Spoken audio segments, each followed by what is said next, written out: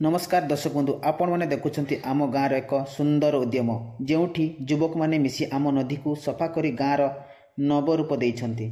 आम गाँव में गोटे समय नदी पानी मलिन हो पड़ा चारिपटे गमुटी प्लास्टिक और मलिनता भरी किंतु आज देखंतु आम गाँव किछि युव भेंडिया पुआ माने एकता होई निज हाथ में नदी सफा से माने कहिसंती आमे जदि गाँ को सुंदर करने को चाहूँ तेबे प्रथमे आमे ही आगु को आसीबा दरकार। नदी घाट रे प्लास्टिक उठाइले पानी रे थिबा मलिन वस्तु को हटाइले एवं घाट पाखरे गछ लगाइले आज नदी पानी सफा हो जाइछि। गाँ लोक माने मध्य खुशी रे आसुचंती गाधेबा पई एही नदी। एही युव माने आम पई प्रेरणा। गाँ सफा रहिले ही गाँ सुंदर हेबो। आमे समस्ते एमिति एकता होई काम कले निश्चय आम गाँ आउ आगो को बढ़िबो। समस्त को धन्यवाद। एही वीडियो भलो लागिथिले लाइक करंतु शेयर करंतु और गाँ सफा नदी नाल अभियान रो भाग नियंतु। धन्यवाद। रहिली बाय जय जगन्नाथ।